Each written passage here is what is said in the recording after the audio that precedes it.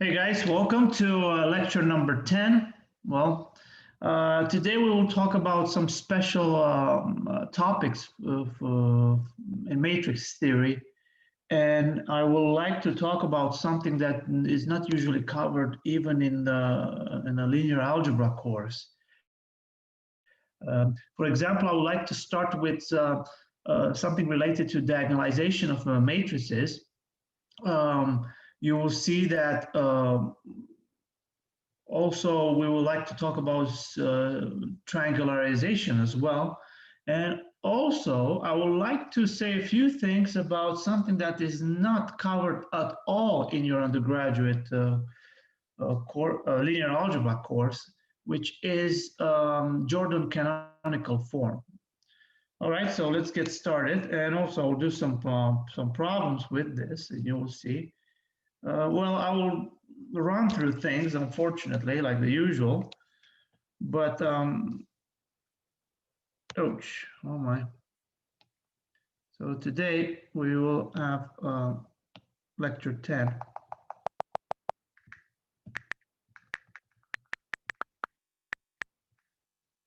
Which is linear algebra 3. So this is part 3. Okay. Well, I didn't say. All right. And like I said today, so we will call this, let's say, diagonalizable matrices. No, maybe I should say like diagonalization and Jordan canonical form.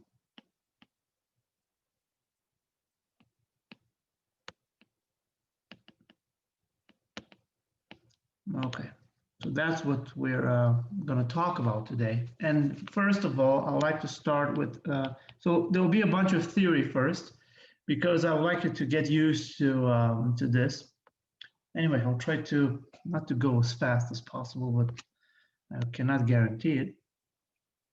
All right, so first we're going to talk about diagonalizable matrices.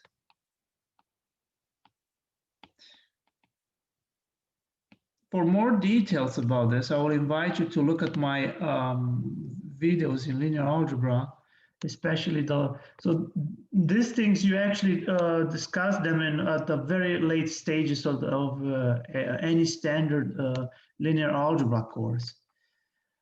So I think I have it in my lectures on 2021, so at the very end. Okay, so diagonalizable matrices, but first, let me say a few things. Let me start with the following definition. And let's just say this definition 1. So two matrices, let's say, two matrices. We want to see what similarity means.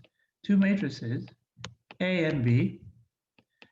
And let's just say that these are n by n with complex entries, these two matrices, right? And we would like to say that these two matrices, A, B, are similar, are called, and let's use the word similar,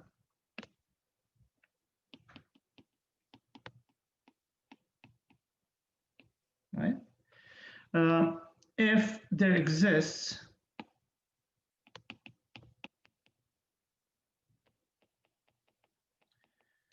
an invertible matrix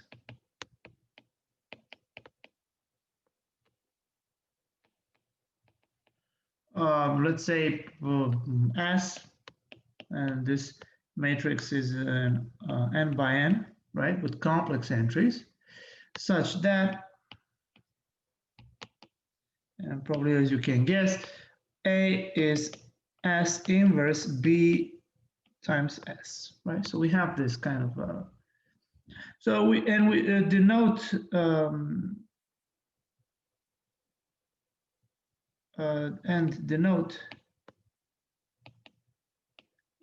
this. So we're going to denote this similarity operation by the following: A similar to B, right? Anyway, And now we say that a matrix A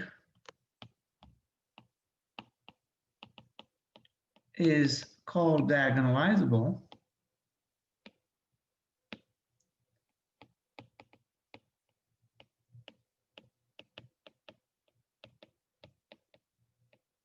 okay? It's called diagonalizable if it is similar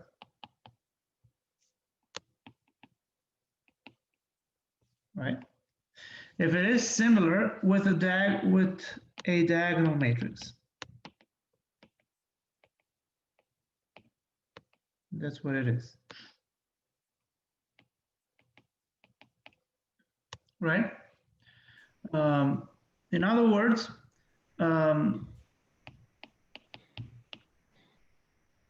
that's what you have to know. It's similar to a diagonal matrix. In other words, there exists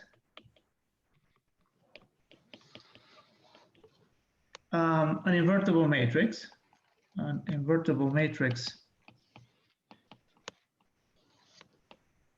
Let's say, let's call it again S. So n by n invertible matrix X as such that this guy, this matrix S inverse A times S, so this guy here is diagonal. So that's what you need to know. Okay, so these are the definitions. And well, we would like to see under what conditions is my matrix, is a matrix diagonalizable. And this is given by the following theorem. Let's just say theorem, let's call it Theorem 1. So we would like to see under what conditions we have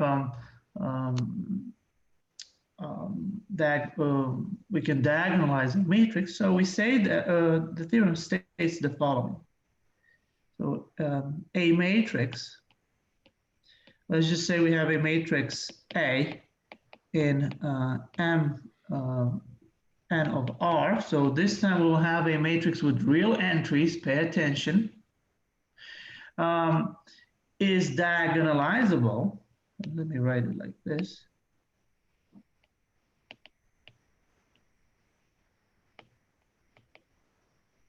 So this guy is diagonalizable, right? If and only if, so if, right?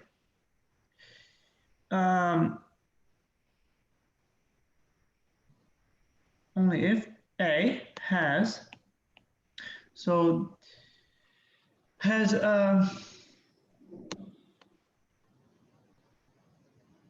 and in the, okay, let me write it like this. And linearly independent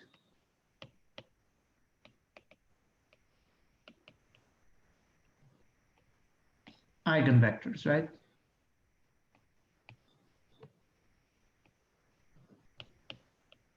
We know what eigenvector, what is an eigenvector, right? So this is the main theorem. This is basically the last theorem, well, almost the last theorem that you will learn in a standard linear algebra course. So this semester, I think Gabriel, you're taking the linear algebra course, right? With this semester, you're going to learn this theorem at the very end. So you will know exactly when a matrix is diagonalizable. All right, and now this is the theorem. I always say it's very simple, but let me do another one. So Theorem 2, let me just state another one. Okay. This theorem says the following. We would like to see under what condition this matrix has a system of n linearly independent eigenvectors. So we'd like to see that. And this theorem will address exactly that. So if let's say we have these eigenvalues, lambda 1, lambda 2, lambda n, and these are complex numbers and are the eigenvalues of a matrix A.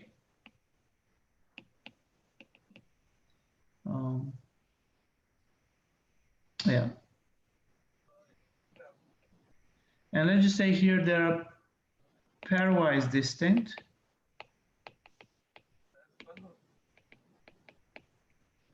Right? So if these are the eigenvalues of a matrix A, right, an n by n matrix A, I'm not going to say it, but you know that it's an n by n with complex entries, right? So if these are the eigenvalues, and these numbers, let's say x1, x2, xn, these are in Cn, right? If these are the eigenvectors of A, right? So if these are the eigenvectors of A, then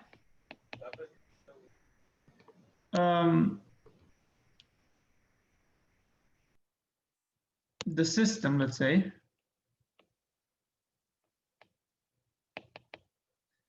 fact, let me write it like this, with x1, x2, xk, the system of vectors, right, is linearly independent. So that's what you need to know. And in other words, now the next theorem will tell you exactly when a matrix is diagonalizable, so Theorem 3, and this is in fact the most so you actually use this theorem when you prove that the matrix is diagonalizable, or when you are trying to find a diagonal form of a matrix. And this theorem says very I'll write it with red, plain and simple. It says the following: if a matrix has n distinct eigenvalues, then the matrix is diagonalizable. So let's write it in. So if the matrix A, so n by n matrix with complex entries, if the matrix A has n distinct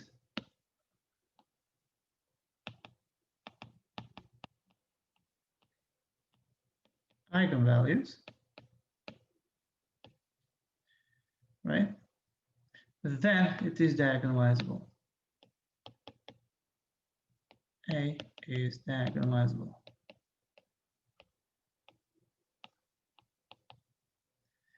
Okay. So that's what you need to know. This is a very important theorem. So just look at it.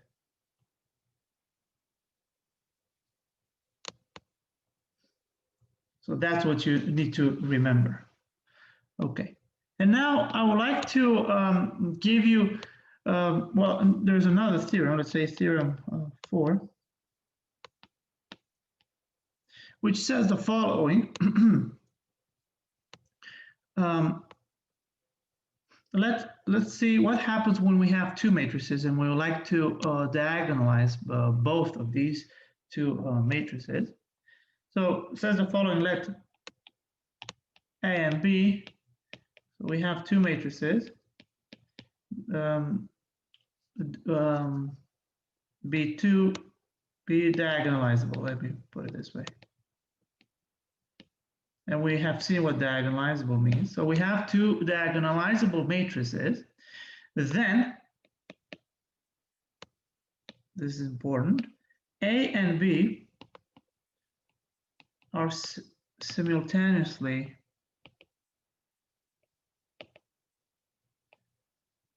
diagonalizable, right? So these are simultaneously diagonalizable if and only if, guess what, AB is BA. But pay attention here, we have this thing, because we'll do a similar theorem that if A and B commute, then they can be simultaneously triangularized. So, but if A and B are diagonalizable already and they commute, they can be even more. A and B can be simultaneously diagonalized. So that's an important thing. And the condition that you need to know is this guy here. When two matrices commute, there are plenty of things to do. You have an amazing freedom to do basically, well, more or less whatever you want. So keep this in mind. Always happens when A and B commute. In fact, even with the eigenvalues, I want you to remember one thing. When A and B commute, the eigenvalues of A plus B are exactly the eigenvalues of A plus the eigenvalues of B, and the same goes for the product. And so keep that in mind. So the spectral theorem, the spectral theorem works again when these two matrices commute, right?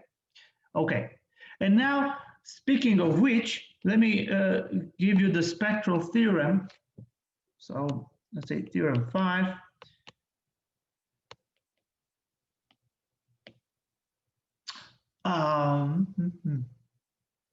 So Theorem 5, which is nothing else than the spectral theorem for normal matrices.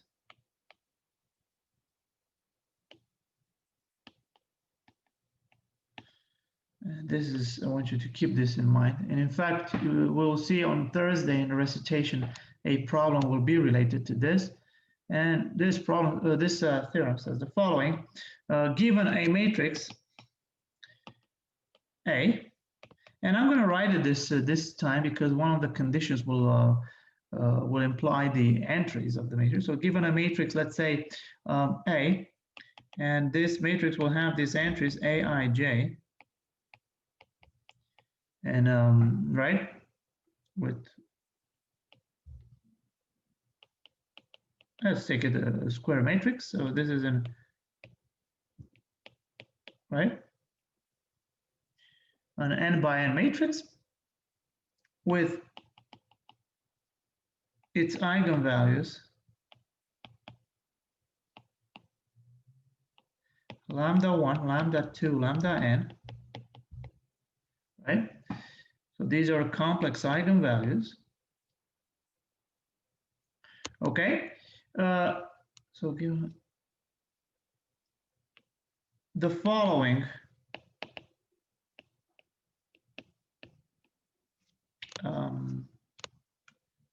statements are equivalent.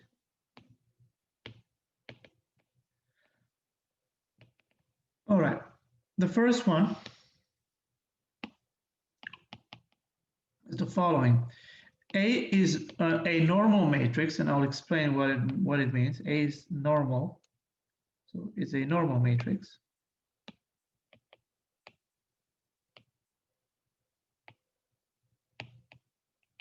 And a normal matrix means the following.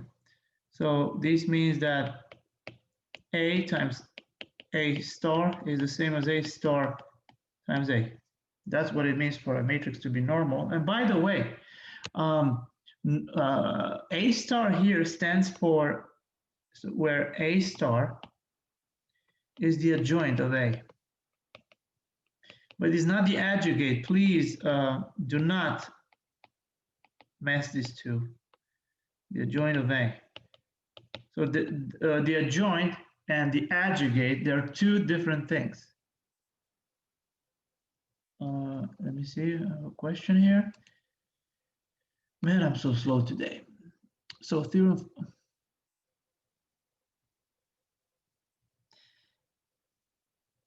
Yes, that's actually a great question. Yes, you're right. Yes, Timothy.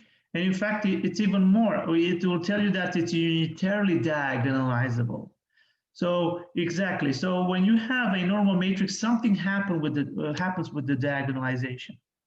So yeah, that's a great question actually. So when a matrix is normal, then something even better happens, and you're about to see. Okay. So this is the adjoint of A, right? And the adjoint is nothing else. You take the matrix, and you transpose the matrix, and you take the conjugate of each element. So the adjoint of A. Let me put it here. A star is nothing else than A transpose conjugate, right? I hope this is clear, right? You take the transpose and you conjugate the elements. And in fact, for real matrices, the adjoint is nothing else than just the transpose. So for real matrices, if I replace here Mn of C with Mn of R, we will have that it's A transpose is the same as A transpose times A. Well, we've discussed this. I think I told you about the special matrices. But anyway, I wanted to mention this just for the sake of completeness. The second one, so the second is A is unitarily diagonalizable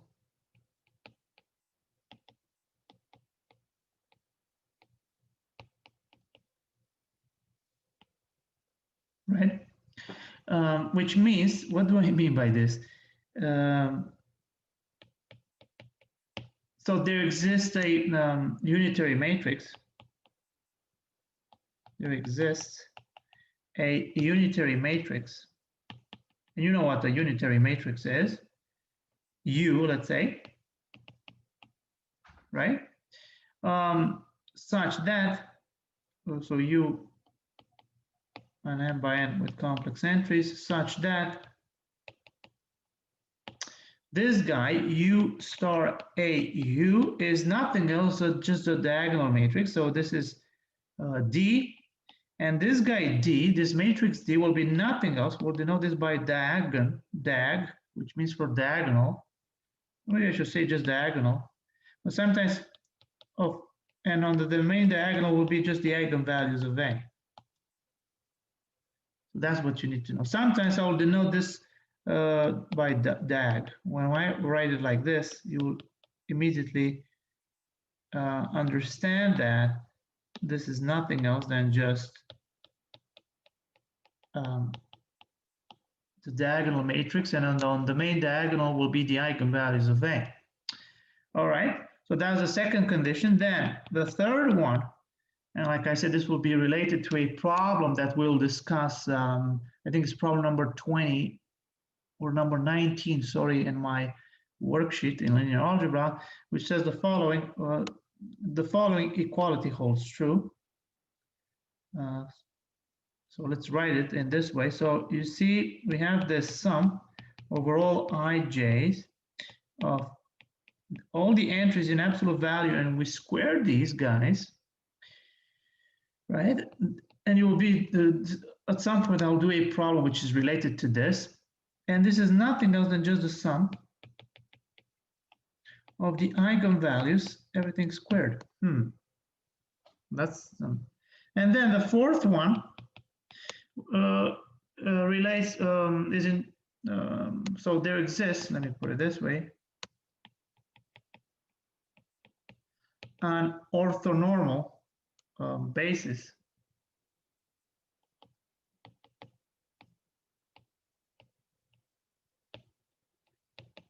in Cn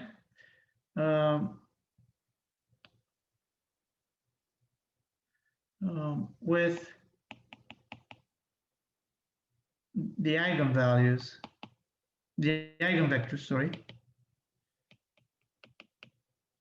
of the matrix A. So the eigenvectors of a matrix A form an orthonormal basis. And now the last thing that I would like to do in this particular theorem, what number is it? 6, I think. Let's see what else was here. Very important. So theorem 6 says the following.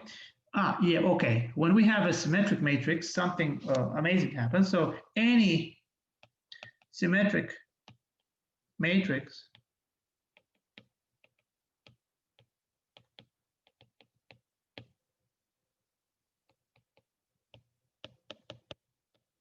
right, is orthogonally diagonalizable. In fact, let me write like this, is orthogonally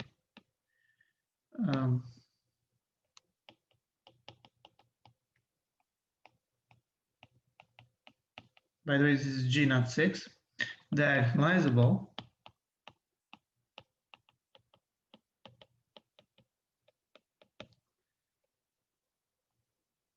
right?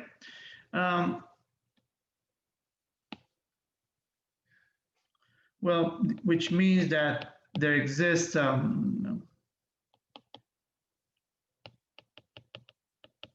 matrix U, exists an orthogonal matrix U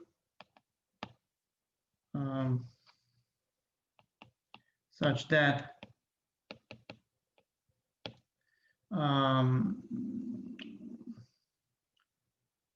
let's just say, well, wait, I would like to say, well, with real entries, right? Such that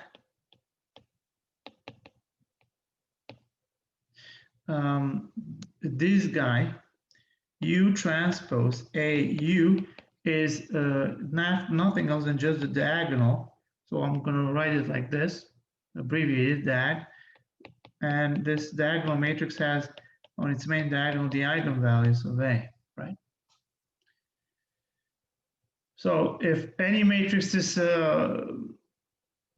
orthogonally any symmetric matrix, that's important. This is the last, basically the very last theorem that you learn in the linear algebra course. When you talk about orthogonal diagonalization, that's the theorem that you will learn. Also, keep in mind that when we have a symmetric matrix, we said this last time in lecture 9.1, I think, that how are the eigenvalues of a symmetric matrix? Do you know? I think I told you. What kind of numbers are they? They're real numbers, right? Okay. All right.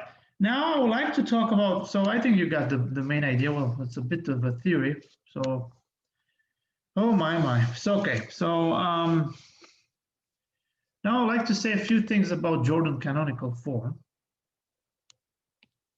So that was the first part with diagonalization. And now, let me see. So diagonalizable matrices, right? And now with the second part, so I'd like to talk about Jordan canonical form. There is what is the motivation of this? Not any matrix. So, well, one big question that you might ask will be, okay, can we diagonalize any matrix? Well, the answer is no, not quite. So this is where the Jordan canonical form comes into play. And you will see we'll be talking about both Jordan blocks and everything. This is this stuff you'll learn it probably in a graduate linear algebra or an advanced linear algebra course, but they're very, very useful, especially in applications. But before I even go and say what exactly these means, I would like to talk about an important theorem. In fact, I would like to talk about two theorems. The first theorem is due to Schur, so it's called Schur triangularization.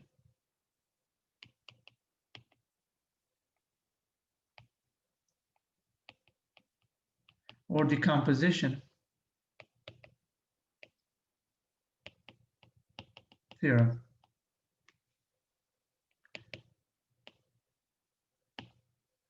All right. And basically it says the following. Let me consider this matrix A, an n by n matrix, right? With eigenvalues lambda 1, lambda 2, lambda n. So I have these eigenvalues, right? Okay, then there exists a unitary matrix, then there exists unit, how is it correct to say an or a unitary? I think it's a unitary matrix. I know it's an, but in this, it's a unitary matrix. U. Wait, let me see. I don't want to embarrass myself here with. Anyway, I think it's a unitary. A unit, just like I wrote it, right? Yes. Yeah. Okay, I knew it. I thought that was like because not just anyway. Okay. So it's a unitary matrix U. So right, such that, guess what? This matrix here that you, such that this matrix U star AU, right? This guy here is upper triangular.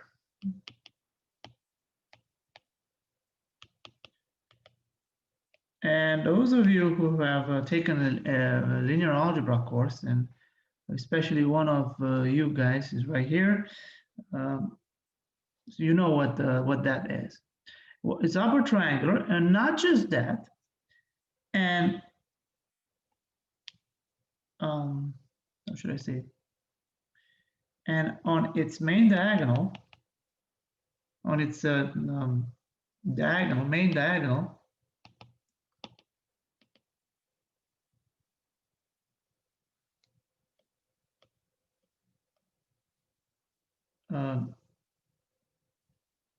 and it's okay. Let me rephrase it like this: and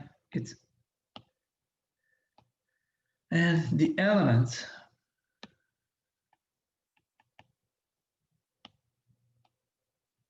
on its main diagonal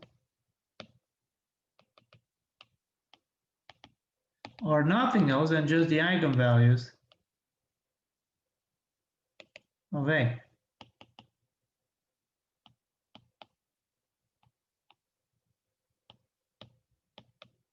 Okay, that's what you need to know. That's the theorem, the sure decomposition theorem. Usually, it's called.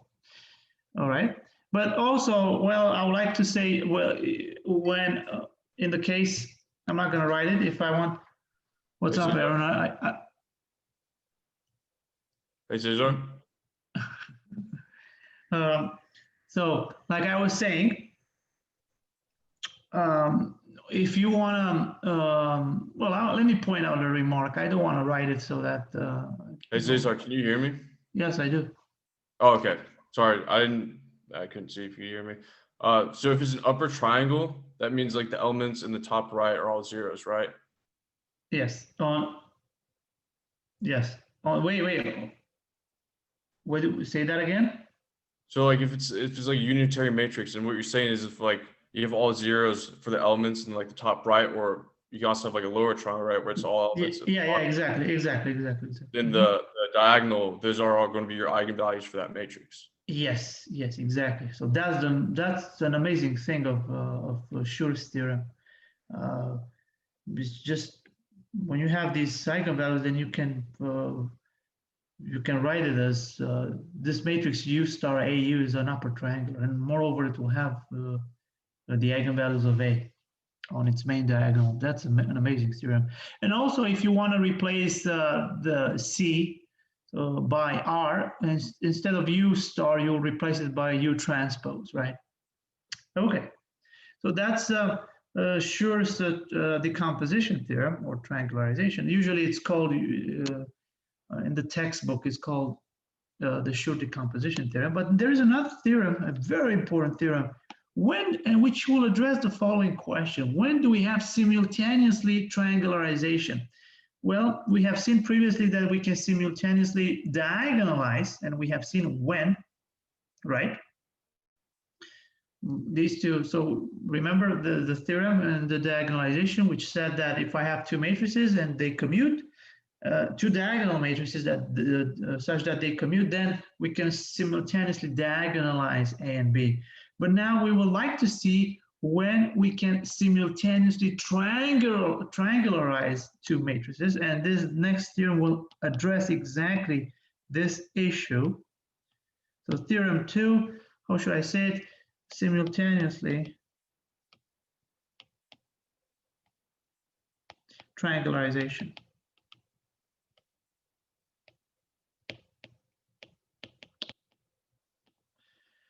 All right. So let A, B be two matrices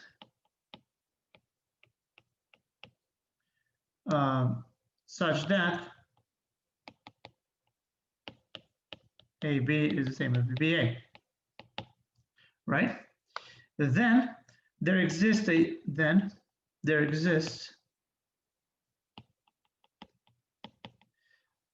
unitary matrix U,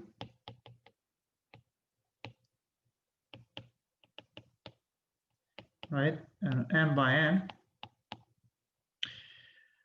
such that both these two matrices, both U star AU and U star BU, right? Both of these matrices, as you can see also above, are simultaneously, such that both are upper triangular.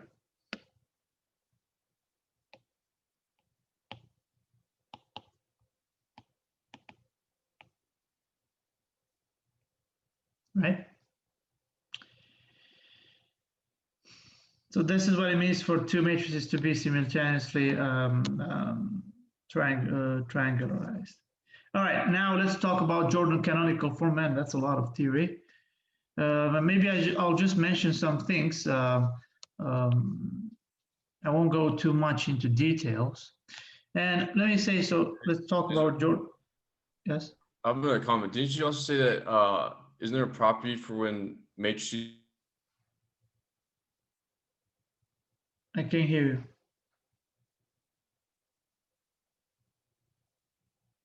Aaron?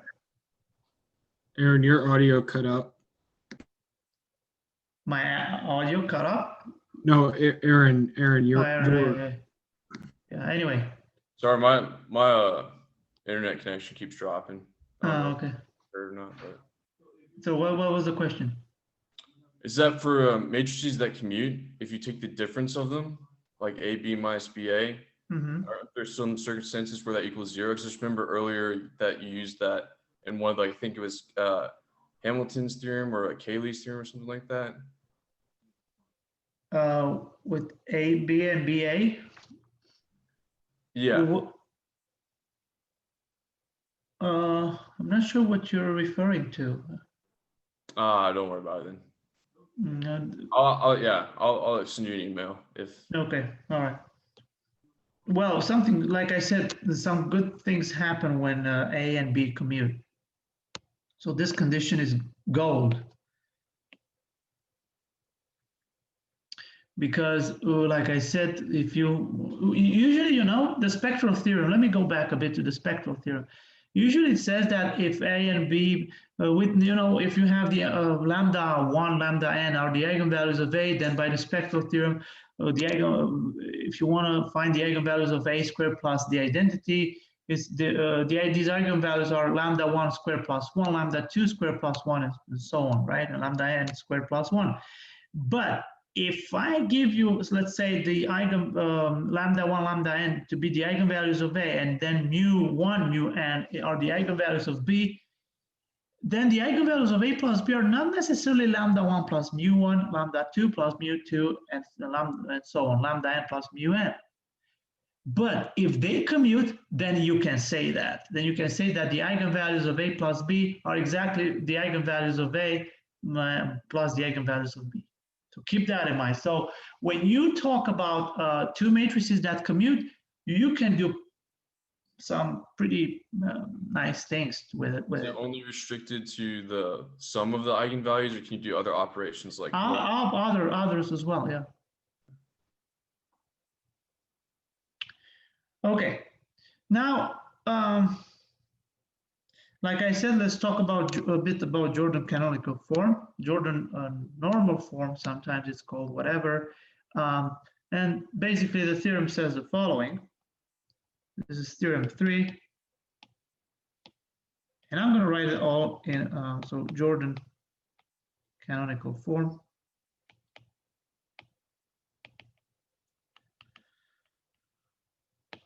I'm going to write it all in green. Oh, yes, absolutely. In fact, yeah, I'm not gonna, yeah, we'll see examples where you see everything that's combined, but I want to finish all of them. So,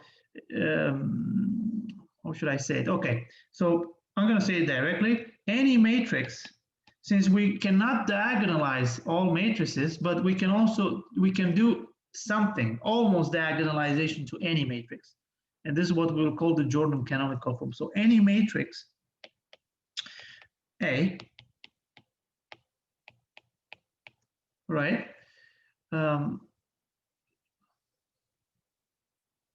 Maybe I should say for any matrix here.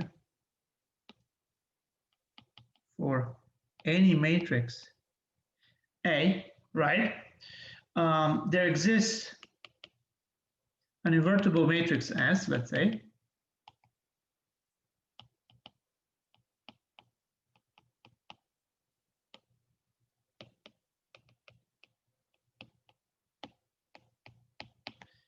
Right? Such that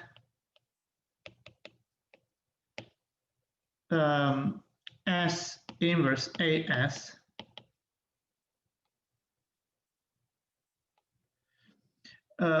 looks like this. And we will call this the Jordan matrix. And let me put it this way. So this is the first block. This would be J A sub n1 of lambda 1. Then J sub n2 of lambda 2. And then we keep going on the main diagonal here. This would be J of nk of lambda k, right? And here we'll have 0 blocks. So I'll put here a big 0. So you'll mean that this is a 0 block, and we keep going. The same will happen here. Then the same here. And we go, keep going. The same here. And now we keep going. This is 0 block, 0 block. And we go like this. And I will explain immediately what this means. So for any matrix, we can have this kind of the decomposition, right? Okay, and this is what we will call, so this will be what we call the Jordan matrix.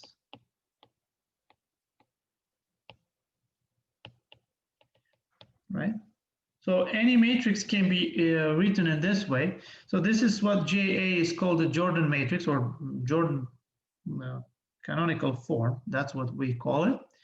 And moreover, I would like to say a few things. This matrix is unique up to maybe a permutation of the diagonal blocks. You can permute them. And moreover, we can say that these lambda 1, lambda 2, lambda k, these are the eigenvalues of the matrix A. All right. So this is what you need to know. And let me say, who are these Jn? So let me say here. So these J, let's call Jm of lambda, let's say. These guys are nothing else than, I'm going to write it in this way. I want you to pay attention here. So these guys are the following. This Jordan blocks are, I'm going to put here, let me put another color. So you see, I'm going to put here lambda 1, 1, 0 lambda, right? Then so here I'll have zeros. Right? Then I'll have a 1 here, right? Then I'll have zeros. Then I'm going to have another block. So I'm just going to have here 0, 0, lambda, and then I'll have a 1, and then the rest 0. Then I'm keep going like this, right? Right? You understand what you do. So you put the first block lambda 1, then 0 lambda, and then you put in a 1, and you keep moving with these blocks. Anyway, so, and the last one will be 0, 0, 0, 0, and we keep going 0 and lambda, but there will be no 1 here left, right? And okay, let me write the previous one so that you can see the picture better. And then I'll write the matrix. So the line before the last one will be 0, 0, 0, 0, all the way to lambda 1, lambda n 1. And the last one, as you can imagine, is 0, 0, 0, 0, all the way to 0 lambda. Yes, exactly. So this is what we call the Jordan block, right? So this is what we call, this is called the Jordan block.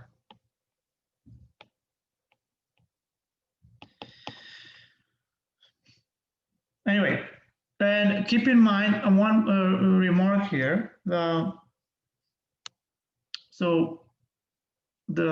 is the Jordan block, and this is the Jordan matrix. I would like to say one thing about the Jordan matrix. Anyway, I'm not going to write it, but I'm going to mention it since we're already recording this.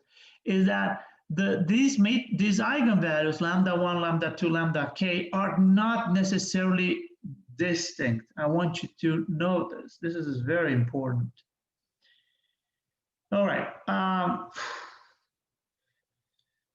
So this is basically the theorem. It's a very important theorem. And also there is a relationship between these Jordan canonical form and the characteristic polynomial and the minimal polynomial and so on, but I'm not going to dwell too much on it. Anyway, I don't want to spend too much on the theory, but I would like to start doing some problems. So because I want you to see some applications of all these notions that we learn here. And let's see. There are some pretty interesting applications. So let's see some problems. So the first problem, let's say problem 1. So this was a very nice problem, in fact, with some Romanian Olympiad, I think, in 2007. And it says the following: let A be, and I'll have these 2 by 2 n by n matrices with real entries, right? Let A be an Mn of R such that B squared is the identity and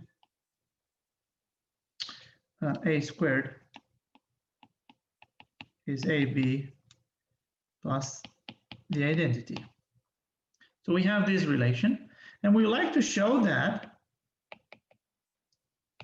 the determinant of A, you'll see that the applications are actually related to, you're given some matrix kind of relation, then prove something about the determinant, something like this. So this is the determinant is less or equal than this value, 1 plus square root of 5, everything over 2 to the power n. Okay. I want you to look at this problem a bit.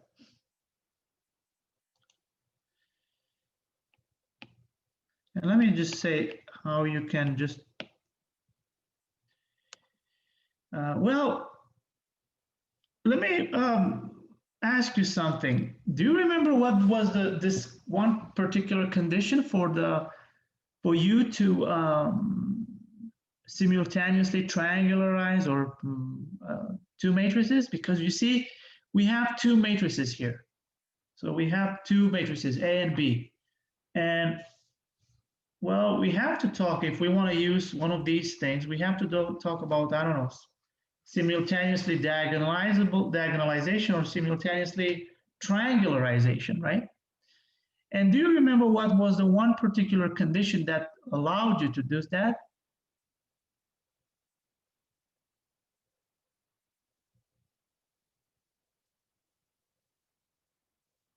What was that? Do you remember? We said something, a golden condition. Let me go back. Look at the theorem number 2.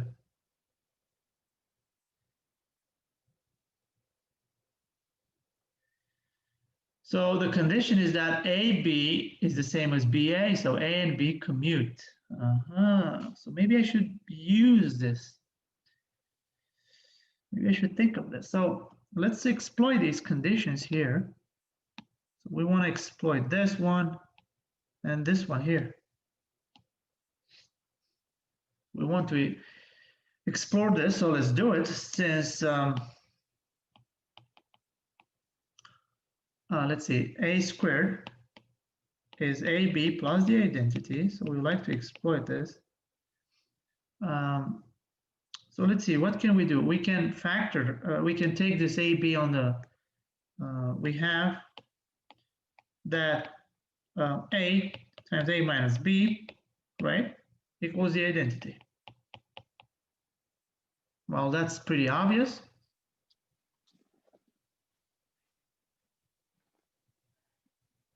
Right? But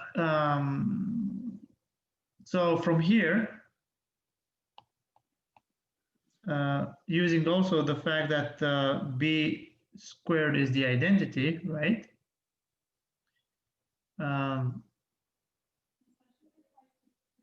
It will follow though, so it follows that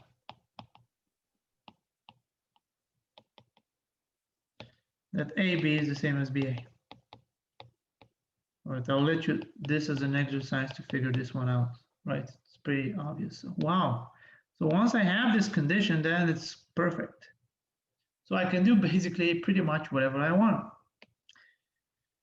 All right, since A and B commute, this means that A and B, this implies that A and B can be simultaneously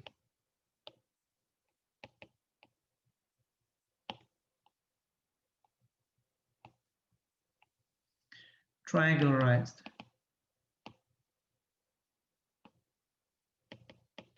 Triangularizable, right? Which means, let me say, so it means that there exists a unitary matrix, right? Unitary, such that both U star AU and U star BU are upper triangular.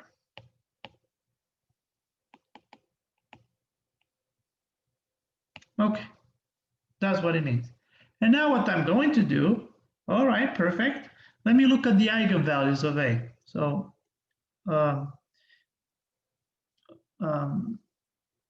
if lambda is an eigenvalue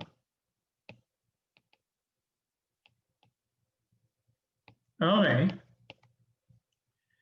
and since, well, can you tell me what are the eigenvalues of B? Since B squared is the identity, this means that all eigenvalues satisfy the equation lambda squared equals 1, right? So the eigenvalues of the matrix B are nothing else than just plus minus 1. So we can say that the spec of B is this set, right? It's actually equal to -1 and 1, right? The spec of B means that the set of eigenvalues of B. Well, and I know that they commute. Guess what? Then from this equality, from A squared equals AB plus the identity, it follows that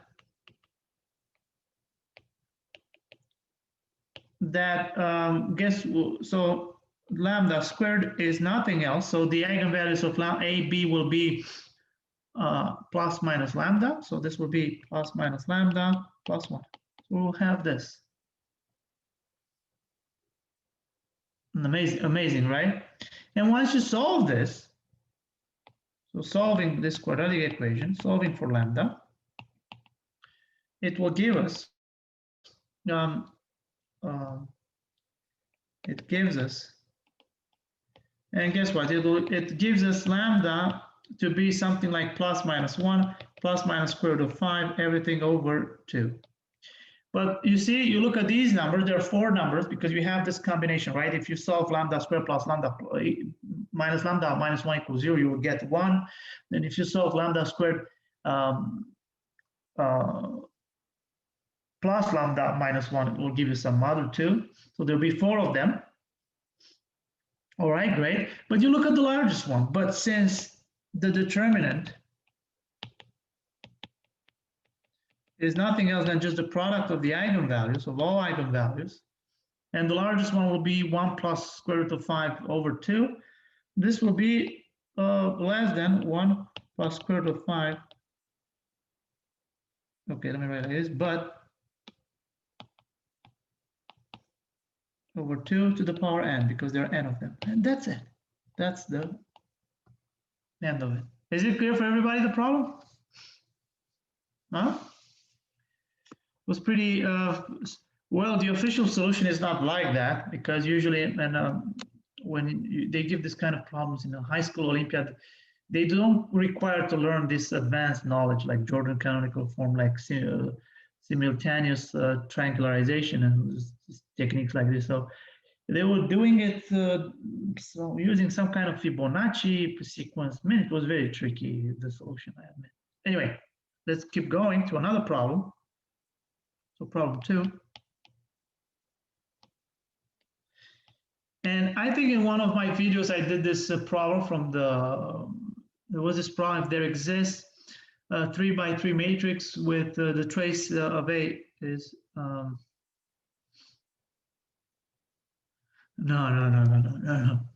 not even close. No. Well, I don't need to express my opinion about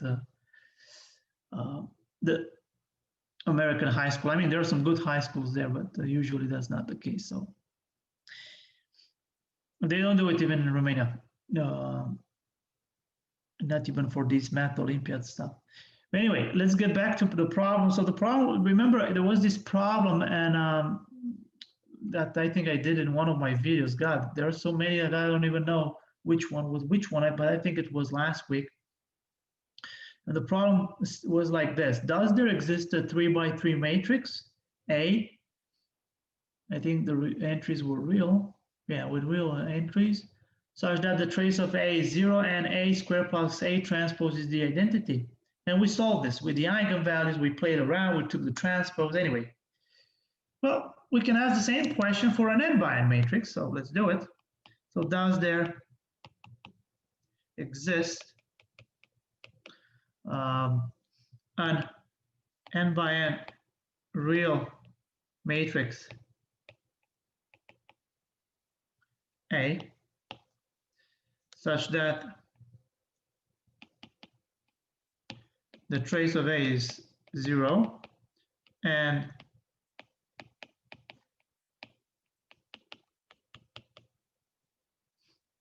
the same thing happens. And this time is for n by n. Pay attention, it's not 3x3.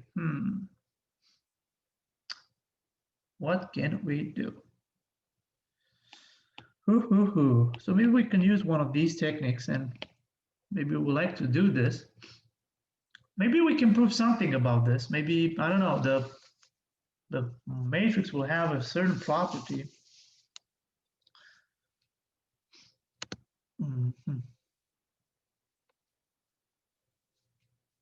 So let's see. In fact, look at it for a couple of minutes.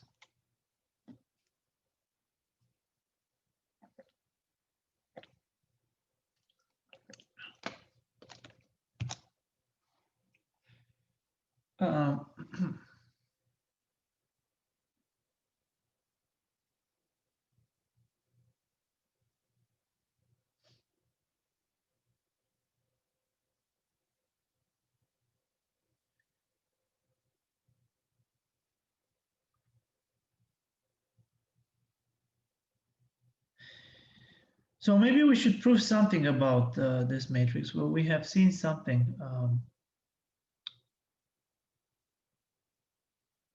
Let me think. So let's just play around with this.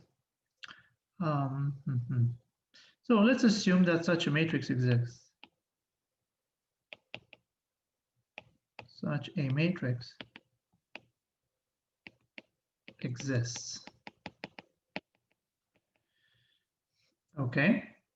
We have that. So let's see. We have that A transpose is the identity minus A squared, right? So we know this. So if we multiply by A, so A transpose is nothing else than A minus A cubed. But this is also A transpose times A. So this means that A is normal. So A is a normal matrix. But what do we know about normal matrices? Well, let's go back. Look.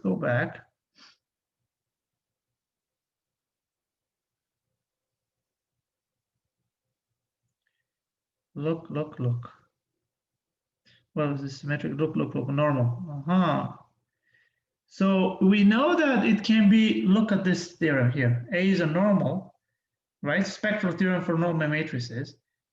And we have these conditions here. A is a normal matrix, then it's unitarily diagonalizable. Wow, that's great. So let's use this. Then A is unitarily diagonalizable.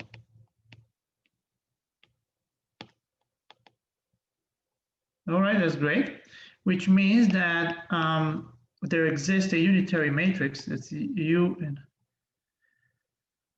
Mn of R, unitary,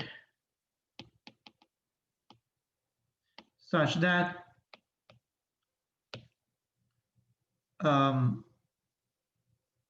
you know what U star AU is diagonal, right?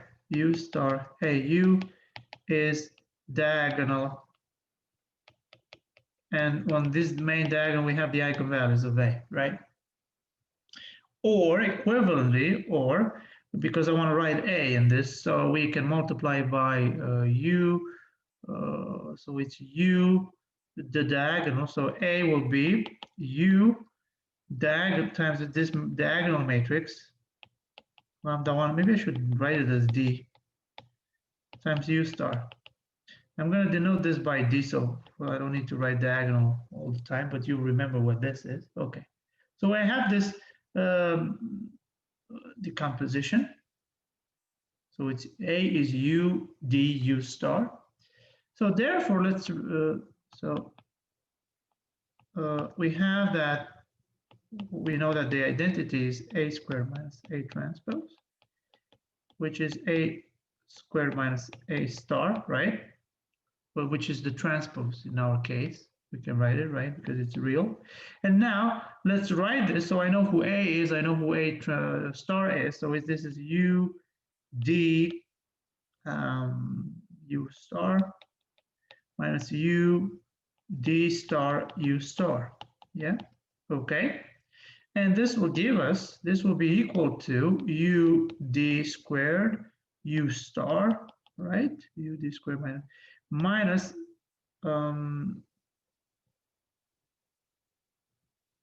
UD U star. Okay, so we have this. So this implies, if you look at it, right? This implies that, so this implies that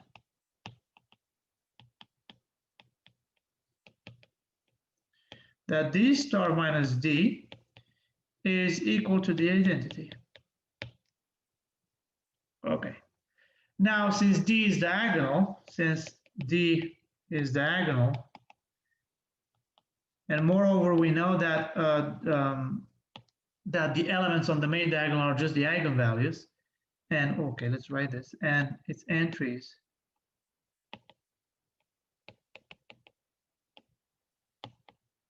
are, let's say, okay, I wrote them lambda 1, lambda 2, lambda n, but these are,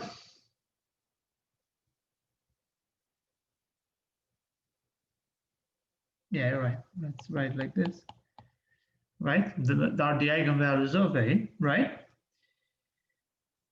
Then these eigenvalues, then we have that these eigenvalues will satisfy, so lambda I squared minus lambda I equals 1. Roll I from 1 to n. Okay, let me write like this.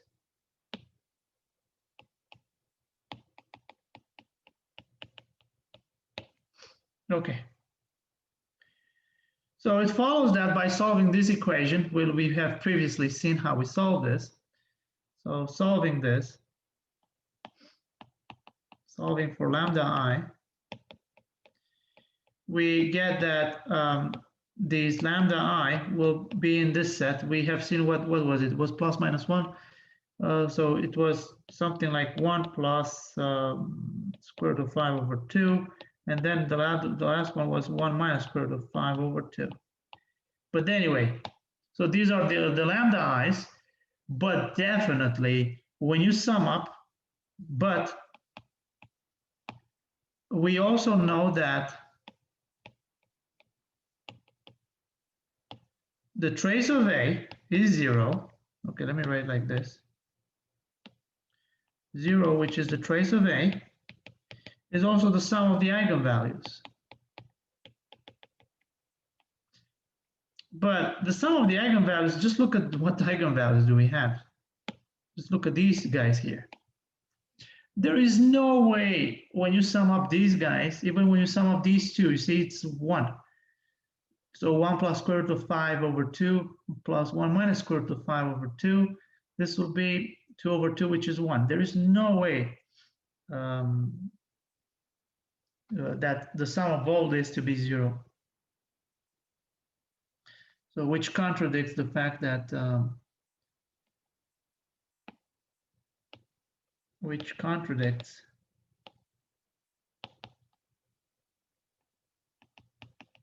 the fact that these lambda i's are 1 plus minus square root of 5 over 2. We got the contradiction. And where did the contradiction come from? Well, it came from the fact that we assume that such a matrix exists, but it actually does not exist. All right, I'm going to go a bit over time. I would like to do one more problem. This is a nice one too. So problem 3.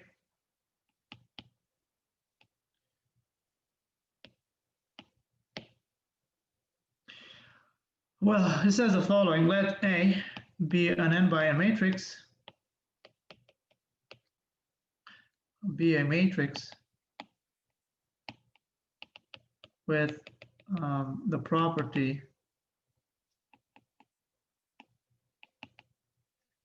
that A plus A transpose is the identity. And we'd like to show that the determinant is positive, actually, strictly positive. Wow, this is an amazing problem. Okay, so let's see. Again, you see it's a kind of a very similar relation.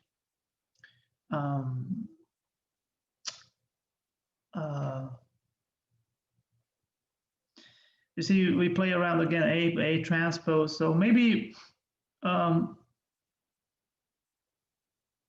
we can do something.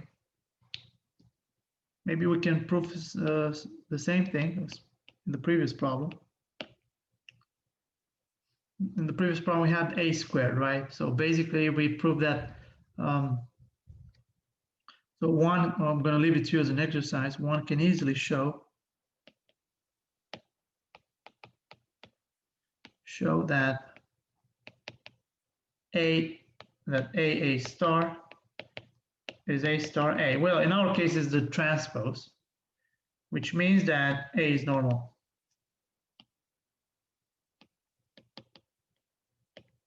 A is normal, so it's a normal matrix. So that's big.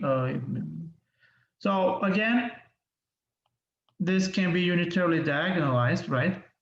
Again, A is unitarily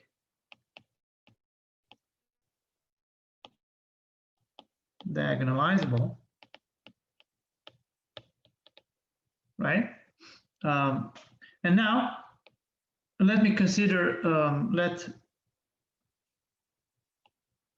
let me consider lambda 1, lambda 2, and we keep going lambda n be the eigenvalues so these are complex numbers, right, of A. So then we said that we said that A is unitarily diagonalizable. So this means that then there exists, let's write exactly what this means. Then there exists a unitary matrix U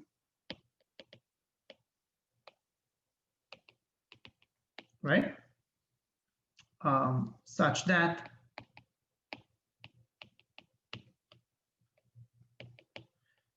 this is, well, you know, okay, so I'm just going to write it directly. A is U, this D, U star, and this D is this diagonal matrix, right? When, and on its main diagonals were the eigenvalues of the matrix A. Okay, but also, if I want to look at the transpose, A transpose is A star, which is nothing else than U D star, U star. And our equality and A plus A transpose equals the identity will implies that. So this implies that, what does it imply? This implies that, well, let's write it. So we can add these two. So this implies that okay, D plus D star times U star is the identity. And this will be equivalent with D plus D star is the identity, right? All right, at this point it's quite clear what will happen. Oh my. It's quite clear what will happen if I consider this to be the eigenvalues. So, so the real part of the eigenvalues is 1/2 for all k in 1, 2, n. So the only real eigenvalue,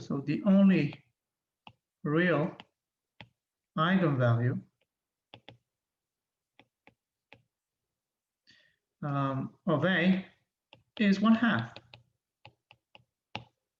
So and now the complex eigenvalues, they come in pairs. So the complex and eigenvalues come in pairs. So when we have, if I have a complex eigenvalue lambda k, then also the conjugate will also be the eigenvalue, right? Remember for this from polynomial, if I have a complex root, then its conjugate will also be a root. So we'll come in pairs with the conjugates, with their conjugates.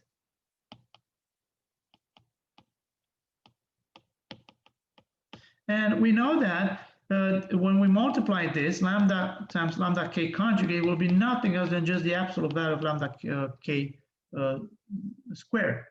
So since the determinant of A is nothing else than just the product of the eigenvalues, right? Definitely this will be positive, right? And that's it. And this is what we had to prove, right? Okay, I think I went over time. I apologize for this. well, I think you'll see more applications next time. I will do another problem using this and many, many other problems. Okay, I'll stop here. Thank you very much.